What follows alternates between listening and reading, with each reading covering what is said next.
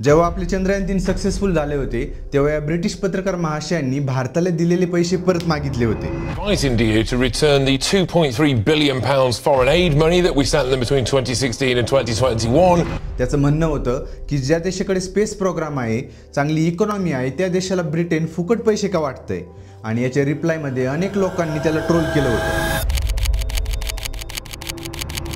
त्यावेळी प्रत्येकाने 45 trillion dollar म्हणजे 3,75,75,000 करोड रुपये एवढे ब्रिटनने भारताकडून लुटल्याचं सांगितलं होतं. कधी तर ज्यावेळेस इंग्रजांनी भारतामध्ये राज्य केलं त्यावेळी. आता हा नंबर इतका मोठा आहे की USA, चायना यांची GDP जरी कंबाईन केली तरी सुद्धा एवढे पैसे होत नाहीत. आणि हा एक फक्त रफ इस्टिमेट आहे. ॲक्च्युअल फिगर याच्यापेक्षा खूप मोठी असू शकते असं सांगितलं जातं. पण मग प्रश्न येतो की बाबा भारत त्यावेळी एवढा श्रीमंत होता का? तर होता. कारण 1700 मध्ये संपूर्ण जगात जेवढा काही ट्रेड व्हायचा त्यापैकी तब्बल 27% वाटा हा भारताचा असायचा. पण पुढील फक्त 250 वर्षात म्हणजे 1947 पर्यंत हा 27% वरून 3% आला होता. म्हणजे यावरून तुम्ही अंदाज लावू शकता की इंग्रजांनी भारताला कशा बेकार पद्धतीने लुटलं होतं.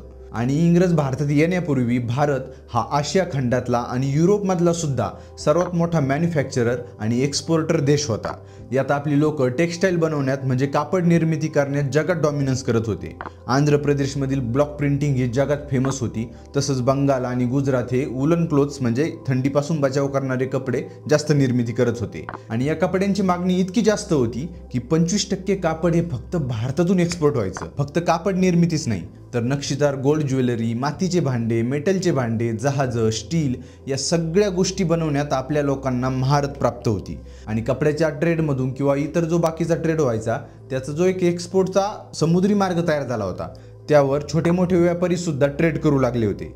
आणि सध्या जसं अमेरिका, रशिया हे वॉर वेपन बनवतात किंवा डिफेन्स इक्विपमेंट बनवतात व ते दुसऱ्या देशाला विकतात, तसं भारत 6व्या सेंचुरीपासून तलवारी, भाले हे हाय क्वालिटीचे बनवायचे व दुसऱ्या देशाला विकत होते. आणि हे सर्व शक्य झालं होतं ते म्हणजे छत्रपती शिवाजी महाराजांच्या दूरदृष्टीमुळे. ज्यावेळी त्यांनी आरमार स्थापन केलं तेव्हा त्यांनी फक्त युद्ध नौका नव्हत्या बनवल्या तर मालवाहू नौकासुद्धा बनवल्या. आणि एक टाईम असा आला की भारतात नाही जगात सगळ्यात क्वालिटीचे जहाजं आपल्या भारतात बनायला लागली. आणि यातून मुंबई, विशाखापट्टणम, सुरत, ढाका, कोलकाता हे मोठमोठाले बंदरं तयार झाले. आणि इथूनच जगात सगळीकडे ट्रेड सुरू झाला. व हाच तो काळ होता जेव्हा भारताला सोने की चिडिया म्हटलं जायचं. आणि याच सोने की चिडियाला लुटायला इंग्रज, डच, पोर्तुगीज, फ्रेंच हे सगळे आले व भारतामध्ये फक्त आम्ही बिझनेस करणार म्हणून वेगवेगळ्या ठिकाणी स्थापित झाले. आधी त्यांनी भारतीय व्यापाऱ्याकडून माल खरेदी केला व त्या बदल्यात त्यांना पैसे किंवा सोने चांदी दिले. आता त्यावेळेस व्यापाऱ्यांना वाटलं की बाहेर देशात जाऊन माल विकण्यापेक्षा इथंच चांगल्या किमतीत आपला माल विकत आहे तर यांना विकण्यात काहीच अडचण नाही आहे. म्हणून त्यांनी तो माल इंग्रजांना विकायला सुरुवात केली. इंग्रजांनी सुद्धा ज्या काही वस्तू खरेदी केल्या त्याचा चांगला मोबदला त्या व्यापाऱ्यांना दिला आणि त्या वस्तू स्वतः बाहेर जाऊन विकल्या. पण जशी जशी ईस्ट इंडिया कंपनी वाढत गेली तसं तसं त्यांनी राजे रजवाड्यांना शह देऊन 1765 पर्यंत संपूर्ण इंडियावर कंट्रोल आणला व इथूनच सुरू झाला द ग्रेटेस्ट इंडियापासूनचा द पुअरेस्ट इंडियापर्यंतचा प्रवास. इंग्रजांनी सुरुवातीला प्रत्येक भारतीयावर वेगवेगळे टॅक्सेस लावण्यास सुरुवात केली आणि जे पोर्ट्स आहेत त्यावर कब्जा करून बाहेर देशात एक्सपोर्ट करण्यासाठी 50 ते 80% टॅरिफ लावले. त्यामुळे झालं काय की ज्या व्यापाऱ्यांना आपला माल बाहेर देशात विकण्याची इच्छा जरी असली तरी 80% एक्सपोर्ट ड्युटी किंवा टॅरिफ लावल्यामुळे नाविलाजाने भारतातच इंग्रजांना तो माल ते म्हणतील त्या किमतीत विकावा लागला. आता ज्यांना 80% टॅरिफ किंवा एक्सपोर्ट ड्युटी काय आहे हे समजलं नसेल त्यांच्यासाठी एक सोपं उदाहरण देऊन सांगतो. समजा तुम्ही त्या काळातले व्यापारी आहात आणि 100 रुपयाची वस्तू घेऊन तुम्ही बाहेर देशात विकण्यासाठी चालले आहात. तर जाण्याआधी तुम्हाला इंग्रजांना 80% म्हणजे 100 रुपयाचे 80% झाले 80 रुपये. 80 रुपये इंग्रजांना द्यावे लागायचे. आणि 100 रुपयांना ती वस्तू तुम्ही विकली तर तिला बनवण्याचा खर्च समजा 10 रुपये आला असेल तर तुम्हाला राहिले 10 रुपये म्हणजे 100 रुपयातले 10 रुपये नफा तुम्हाला राहिला. आता हेच इंग्रजांना येण्याआधी समजा तो व्यापारी ती वस्तू घेऊन बाहेर जाऊन विकून आला तर त्याला बनवायला लागले 10 रुपये, ट्रॅव्हलिंगचे 10 रुपये धरा समजा, तर 80 रुपये नफा राहत होता. म्हणजे इंग्रजांनी हे टॅरिफ वगैरे लावून पूर्ण इंडियन मार्केट पाडलं होतं. आता इंग्रजांनी भारताला संपूर्ण पिळून लुटायचं ठरवलं होतं. म्हणून त्यांनी जे छोट्या मोठ्या व्यापाऱ्यांकडून माल खरेदी करत होते त्या बदल्यात त्यांना पैसे किंवा सोने चांदी देणं बंद केलं आणि काउन्सिल बिल म्हणून एक कागदाचे तुकडे देणं सुरू केलं. आणि आपल्या व्यापाऱ्यांनी मेहनतीने एक जे टॉप क्वालिटीचे प्रोडक्ट्स बनवलेत ते इंग्रज कमी किमतीत खरेदी करायचे आणि जगामध्ये कानाकोपऱ्यात जाऊन महागडे विकायचे आणि त्याच्यातून जे पैसे यायचे किंवा जे सोने चांदी यायचे ते भारतात न आणता ब्रिटिशमध्ये म्हणजे इंग्लंडमध्ये त्यांच्या खजिन्यात जमा व्हायचे.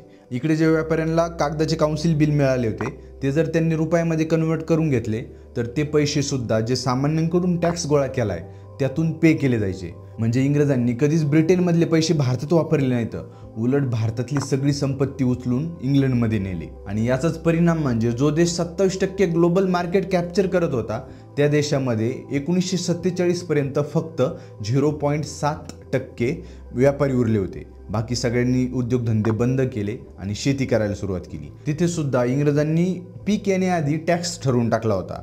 म्हणजे दुष्काळ पडू, अतिवृष्टी येऊ, तुमचा माल येऊ नाहीतर नाही येऊ, तुम्ही आमचे पैसे टॅक्सचे पैसे द्या म्हणजे द्या असं इंग्रजांनी ठरवून टाकलं होतं. आणि यामुळे देशात गरिबी इतक्या मोठ्या प्रमाणावर पसरली की त्याचे परिणाम आत्तासुद्धा आपल्याला पाहायला मिळतात. आणि जे भारतीय टॅक्स भरू शकले नाही त्यांना जेलमध्ये टाकलं जायचं, हाणमार केली जायची. आणि याला वैतागून लाखो शेतकऱ्यांनी आत्महत्या केली, कुटुंबाची कुटुंब उद्ध्वस्त झाली. पण या इंग्रज सरकारला काही दया आली नाही, त्यांनी त्यांचा लुटण्याचा कार्यक्रम सुरू ठेवला. आणि याचाच परिणाम म्हणजे 19वे शतक सुरू होईपर्यंत ब्रिटिशांचा भारत हा सगळ्यात मोठा रेव्हेन्यू सोर्स बनला, एक्सपोर्टर पर्चेसर सुद्धा बनला. ब्रिटिश एम्प्लॉयमेंट म्हणजे त्यांच्या आर्मीमध्ये किंवा पोलिसांमध्ये आपले भारतीय लोक काम करायला लागले. आता या सगळ्यांना पैसे द्यावे लागतात ना, मग इंग्रज तर भिकारी आहे, त्यांच्याकडे कुठे पैसे येतं? ते आपल्या देशात आलेत म्हणजे ते म्हणतात की आम्ही तुमच्या देशात आलोत म्हणजे तुम्ही आम्हाला टॅक्स द्या, मग आम्ही तुमचेच पैसे तुम्हाला गरज पडल्यावर माघारी देतो. आणि अशा प्रकारे त्यांनी इंग्रजांनी कारभार सुरू केला होता. आणि तरी काही आपल्या देशातली बहादर म्हणतात की इंग्रज देशातमध्ये आले नसते तर रेल्वे सुरू झाली नसती किंवा शाळा बनल्या नसत्या आणि सगळ्यात फेवरेट म्हणजे क्रिकेट सुरू झालं नसतं. तर बाबा इंग्रजांनी काय आपल्या भल्यासाठी रेल्वे सुरू केली नाही आहे, तर इंग्लंडमध्ये जे इंडस्ट्रियलायझेशन सुरू झालं होतं त्यांच्या कंपन्यांना कोणीतरी खरीददार पाहिजे किंवा त्यांच्या हाताला काहीतरी काम पाहिजे म्हणून भारतीयांच्या पैशातून इंग्लंडमधून रेल्वेचे सामान खरेदी करण्यात आलं व तिथल्या इंडस्ट्रीला बूस्टर देण्याचं काम त्यांनी केलं. आता इंग्रजांची जर खरंच भारताचं भलं करण्याची इच्छा असती तर त्यांनी भारताचा एखादा कारखाना उभा केला असता ना, पण नाही, त्यांनी आपल्याला फक्त लुटायचंच ठरवलं होतं. म्हणून आपल्याकडे 1.5 किलोमीटरची रेल्वे लाईन आथरायला 18,000 पाऊंड्स खर्च यायचा आणि तेवढ्याच अंतराला म्हणजे 1.5 किलोमीटरला अमेरिकेत फक्त 2,000 पाऊंड खर्च यायचा.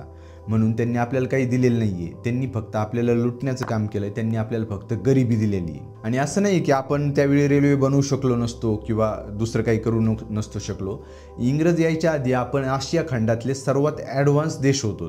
ते जपान तर तेव्हा कुठंच नव्हतं. आज ते जगाचं नेतृत्व करते टेकमध्ये आणि आपण अजूनही गरिबीशी झगडत आहोत. आणि हे झालं फक्त सोने चांदी किंवा पैशाच्या लुटीचं. आपली खरी लूट तर आजही इंग्लंडमधील म्युझियममध्ये पडून आहे, ज्यात छत्रपती शिवाजी महाराजांची तलवार आहे, कोहिनूर हिरा आहे, वेगवेगळी हत्यारं आहेत, पुरातन शिल्प आहेत, चित्र आहेत, पुस्तके आहेत. ही भारताची खरी संपत्तीसुद्धा इंग्रजांनी लुटून नेली. आणि हे इंग्रज लोक इतके कठोर होते की ज्यावेळेस भारतात बंगाल फेमिन झालं होतं किंवा पूर्ण देशात भूकमरीने लोक मरत होते तेव्हासुद्धा हे लोक त्यांचा रेल्वेचा वापर करून भारतातलं धान्य, हजारो टन धान्य इंग्लंडमध्ये एक्सपोर्ट करत होते. आणि या क्रायसिसमध्ये एका इस्टिमेटनुसार 35 मिलियन लोक म्हणजे 3,50,00,000 लोक भूकमरीने मेले होते. वर्ल्ड वॉर 1 2 आपला काही रोल नसताना ब्रिटिशांकडून लढण्यामुळे आपले हजारो लोक शहीद झाले होते, जवान शहीद झाले होते. आणि त्या 250 वर्षांच्या पिरियडमध्ये खूप साऱ्या गोष्टी झाल्या ज्याचे परिणाम आजही आपल्याला पाहायला मिळतात. पण तेव्हाही आपण हार मानली नव्हती. आपण लढून देशात एक होऊन आपला देश परत मिळवला होता. आणि आजही आपण वेगवेगळ्या मोर्चांवर लढून वेगवेगळी शिखरं गाठत आहोत. आणि हेच या पॅट्रिकसारख्या ब्रिटिशरला खपत नाही आहे. आणि असं नाही की आपण परफेक्ट झालो, सगळं काही आपल्याला येतं आहे. अजूनही काही गोष्टी आहेत ज्यामध्ये आपल्याला शिकायच्यात, खूप काही गोष्टी आहेत ज्या आपल्या भारतीयांना शिकायच्यात. जसं की सिविक सेन्सचा प्रश्न आहे, ज्यावर मी हा एक व्हिडिओ बनवला आहे, तो तुम्ही इकडे वर क्लिक करून पाहू शकता. आणि कॉमेंट सेक्शनमध्ये तुमचे 2 शब्द इंग्रजांना नक्की लिहा. आणि हा व्हिडिओ आवडला असेल तर शेअर करा, लाईक करा व चॅनलला सबस्क्राईबसुद्धा नक्की करा. आणि मला इंस्टाग्रामवर फॉलोसुद्धा करा. चला भेटूयात पुढील व्हिडिओमध्ये. धन्यवाद.